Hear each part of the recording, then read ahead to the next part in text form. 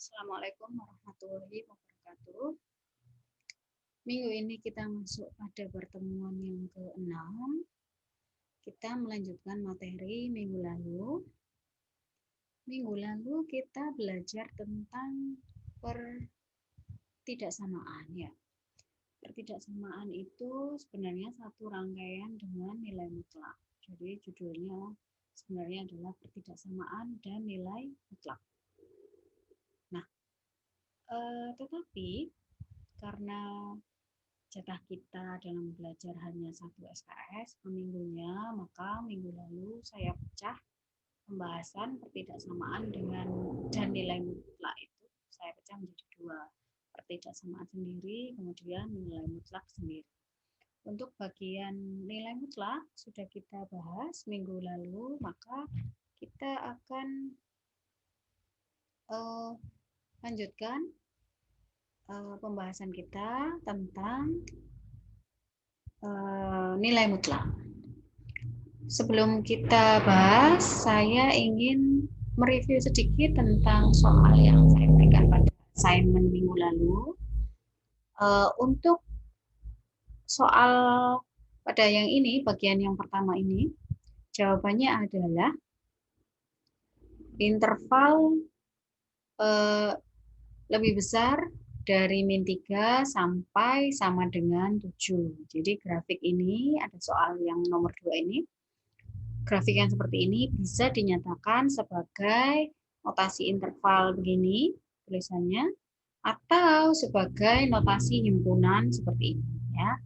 Apabila kalian dapati jawaban kalian tidak sama dengan yang saya berikan, barangkali ada yang ingin ditanyakan atau didiskusikan atau sanggahan, barangkali saya ada yang kurang tepat dalam menjawabnya, bisa disampaikan ya.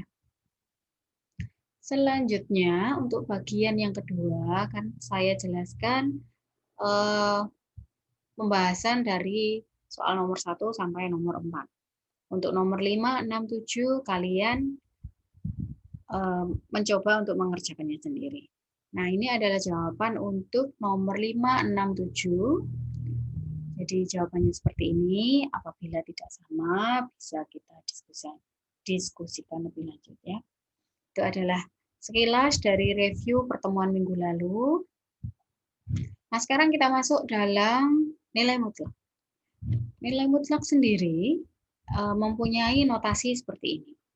Jadi diapit oleh 2 garis yang tegak.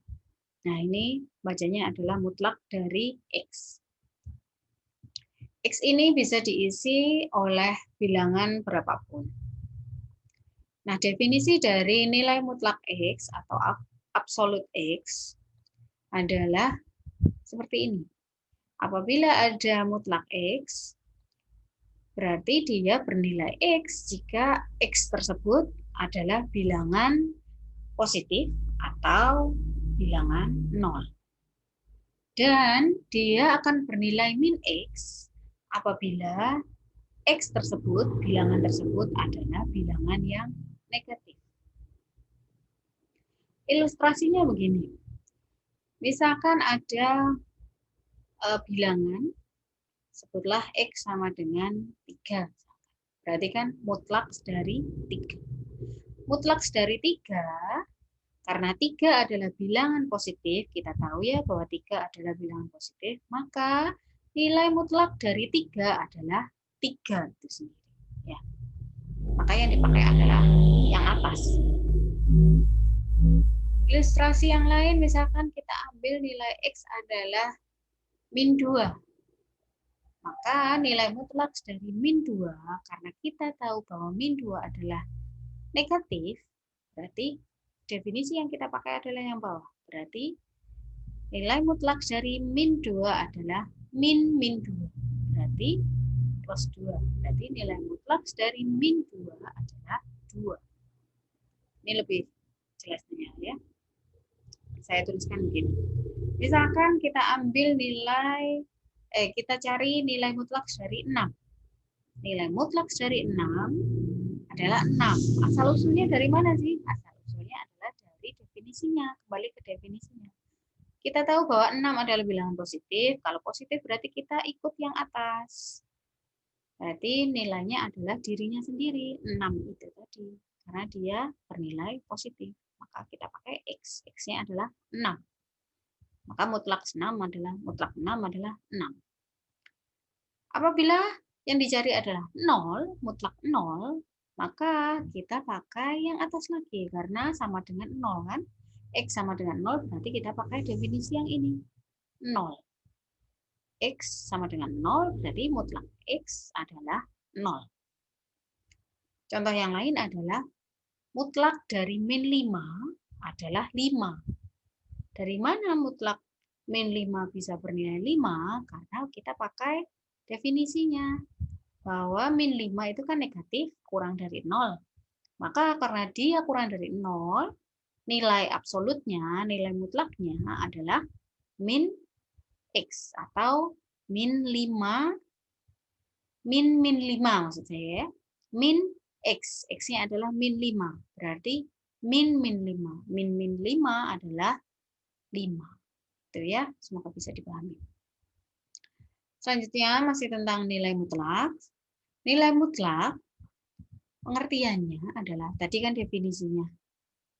Nah, nilai mutlak itu adalah jarak antara X dengan titik asal.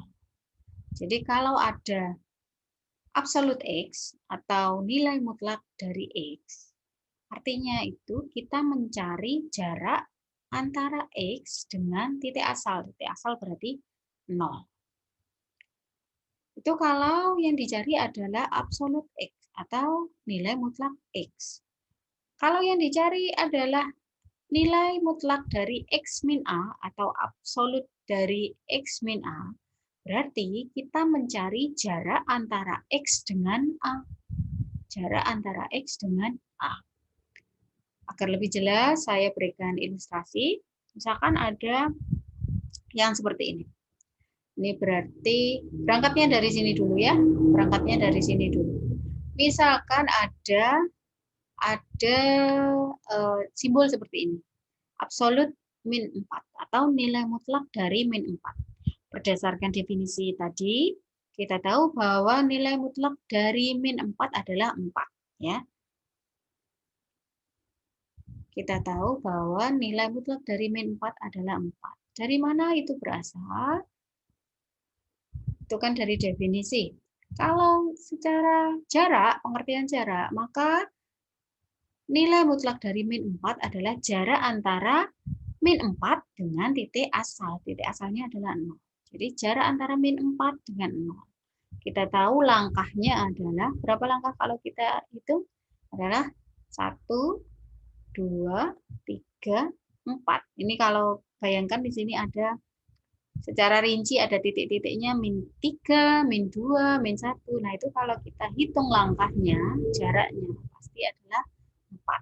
Itu adalah nilai mutlak dari min 4. Begitu pula kalau kita ditanya jarak dari 4 ke titik asal atau nilai absolut dari 4. Kita tahu bahwa nilai mutlak adalah 4.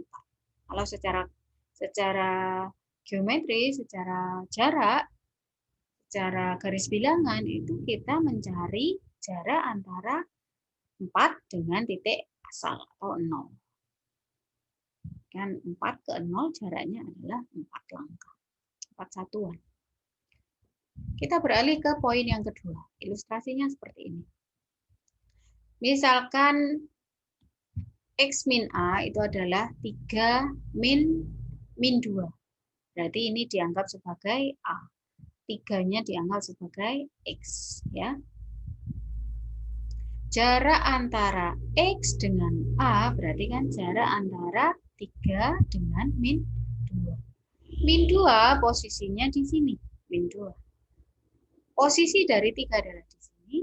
Berarti jarak antara 3 dengan min 2. Berarti kan kita jumlahkan jarak dari 3 ke 0, 3 jaraknya. Dari 0 ke min 2 jaraknya adalah 2. Dijumlahkan menjadi 5. Nah, jarak antara titik 3 ke min 2 itu sama dengan jarak min 2 ke 3. Maka kita bisa tuliskan absolut atau nilai mutlak dari 3 ke min 2 itu sama dengan absolut dari min 2 min 3. Atau jarak antara min 2 ke 3. Hasilnya sama-sama adalah 5. Jaraknya sama-sama 5. Nah, kalau secara umum, kita bisa tuliskan seperti ini. Jarak antara X dengan A itu sama dengan jarak antara A dengan X. Ya. Secara grafis seperti ini, secara matematis, secara notasi nilai mutlak adalah mutlak X min A sama dengan mutlak A min X. Sama ya. Kemudian untuk sifat-sifat nilai mutlak ada 4. Yang pertama adalah absolut dari A kali B sama dengan absolut A dikalikan absolut B. Kemudian sifat yang kedua, absolut A per B sama dengan absolut A dibagi dengan absolut B. Yang ketiga adalah pertidaksamaan segitiga. Absolut dari A plus B itu pasti kurang dari atau sama dengan absolut A ditambah absolut B. Yang keempat, absolut A dikurangi B lebih besar, nilainya lebih besar atau sama dengan absolut, nah ini hati-hati ya, absolutnya double, absolut dari absolut A dikurangi absolut B. Kalau kalian nggak terbiasa ngomong absolut, boleh pakai nilai mutlak dari A dikurangi nilai mutlak dari B. Sama aja. Nah, untuk memahami hal ini, mungkin ini terkesan abstrak bagi yang belum familiar dengan simbol-simbol, kita bisa pakai ilustrasi seperti ini. Ambil secara khusus A-nya misalkan nilainya adalah 6, B-nya nilainya adalah 3. Masukkan ke dalam sifat-sifat ini agar kalian bisa lebih mudah dalam mencernanya. Misalkan A-nya adalah 6. Berarti kan masuk ke sini A-nya 6, B-nya min 3. 6 dikalikan min 3, 6 dikalikan min 3 adalah min 18. Kita tahu ya. Hasilnya adalah min 18, kemudian dimutlakkan. Mutlak dari min 18 adalah 18. Kita tahu ya. Nah, mutlak tadi, nilai mutlaknya tadi simpan bahwa hasilnya adalah 18. Kemudian hitung ruas kanannya. Secara terpisah, absolutkan atau cari nilai mutlaknya secara terpisah. Nilai mutlak dari 6, masukkan ya. A-nya 6, B-nya min 3, masukkan ke sini. Mutlak dari 6 adalah 6. Kemudian mutlak dari min 3 adalah 3. Kemudian baru dikalikan. 6 dikali 3 adalah 18. Berarti nilai yang kita simpan tadi untuk ruas kirinya kan 18, sama dengan ruas kanannya adalah 18. Artinya, kalau kita mengalihkan suatu bilangan, kemudian kita mutlakkan, itu nilainya akan sama besar apabila kita mencari nilai mutlak dari masing-masing bilangan, baru kemudian kita kalikan, nanti hasil akhirnya akan sama. Yang nomor 2, sifat nomor 2 ini sama, serupa dengan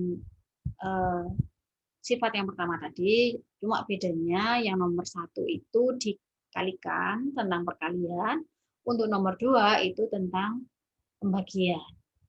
Bayangkan dengan ilustrasi yang sama kayak tadi, A-nya sama dengan 6, B-nya sama dengan min 3. Kalau kita masukkan A sama dengan 6, B-nya min 3, berarti kan 6 dibagi min 3. Sama dengan min 2. Min 2 kita mutlakkan. Min 2 dimutlakkan berarti nilainya adalah 2. Simpan dulu bahwa nilai untuk ruas kiri adalah 2. Ingat-ingat. Kemudian kita beralih ke ruas kanannya. Ruas kanannya berarti kita cari terlebih dahulu mutlak dari A. Mutlak dari A tadi A-nya 6 berarti 6. Mutlak dari B, B-nya min 3 berarti mutlak dari min 3 adalah 3. Berarti 6 dibagi 3. 6 dibagi 3 adalah 2. Nah, ruas kirinya 2, ruas kanannya 2. Sama. Nah, ini adalah sifat yang kedua. Sifat yang ketiga, masukkan A-nya 6, B-nya min 3, kemudian jumlahkan. Berarti kan 6 ditambah min 3. 6 ditambah min 3 itu sama artinya dengan 6 min 3. 6 min 3 berarti 3. Mutlak dari 3 adalah 3. Simpan ruas kirinya adalah 3. Kemudian kita beralih ke ruas kanannya. Ruas kanannya berarti kan mutlak 6 adalah 6. Mutlak min 3 adalah 3. Berarti 6 ditambah 3, 9. Yang ruas kanan tadi 3, yang ruas kiri tadi 3, karena 6 min 3 adalah 3, mutlak 3 adalah 3.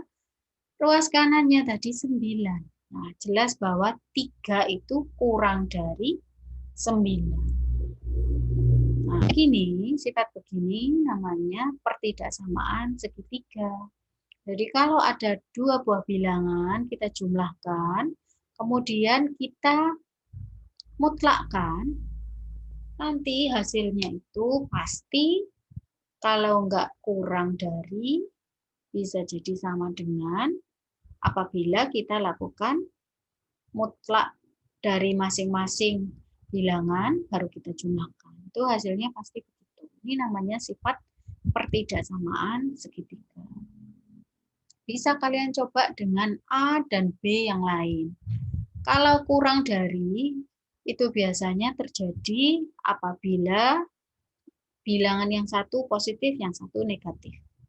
Kalau sama dengan, itu biasanya terjadi apabila dua-duanya positif atau dua-duanya negatif. Bisa dicoba sendiri ya.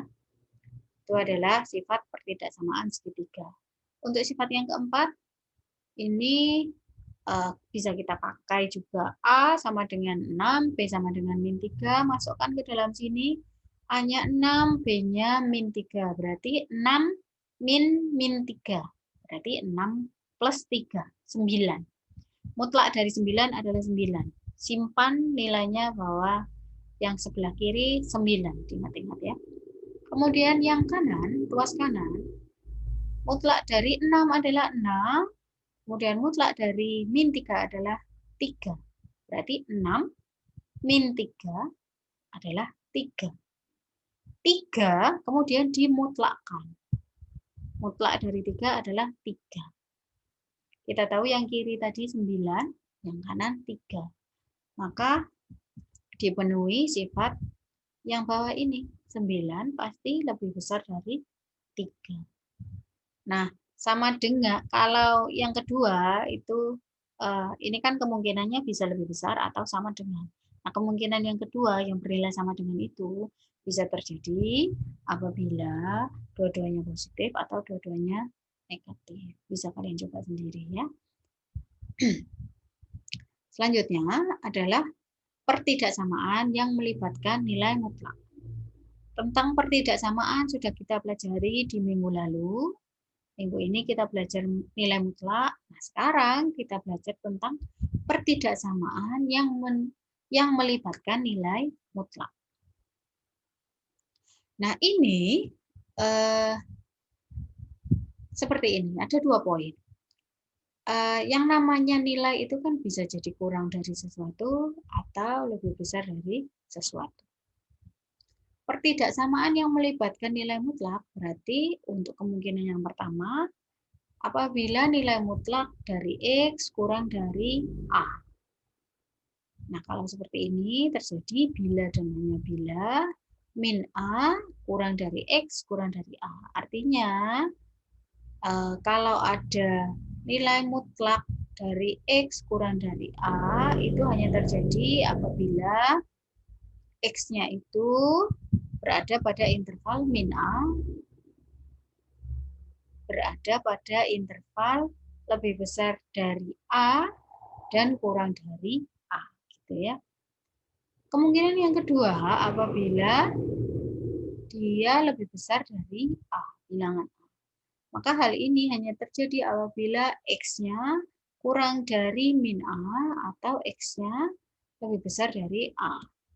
Agar lebih jelas, saya sajikan ilustrasinya. Misalkan ini ada garis bilangan di mana ada min A dan A.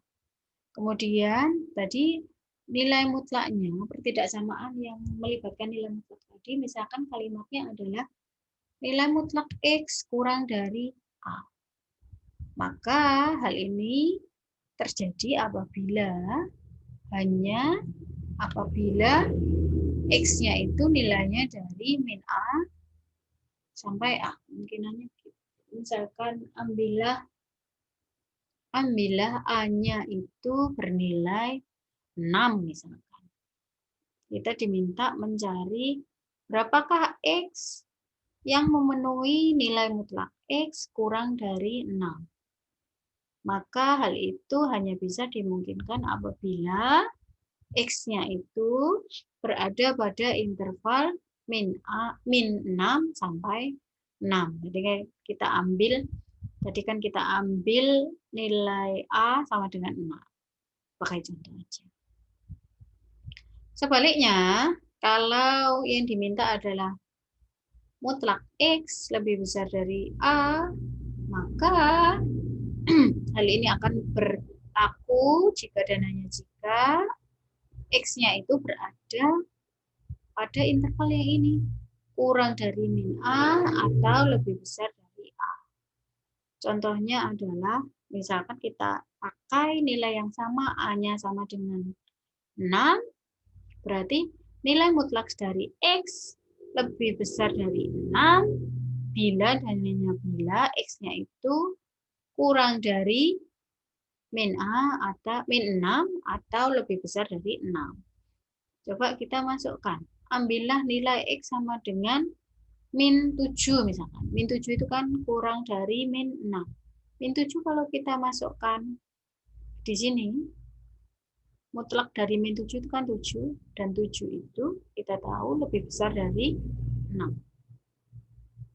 Kemudian kalau yang di sini, misalkan kita ambil yang lebih besar dari 6 adalah 8 misalkan. Masukkan X sama dengan 8. Mutlak dari 8 adalah 8, kita tahu 8 itu lebih besar dari 6. Nah, itu adalah ilustrasinya. Ya.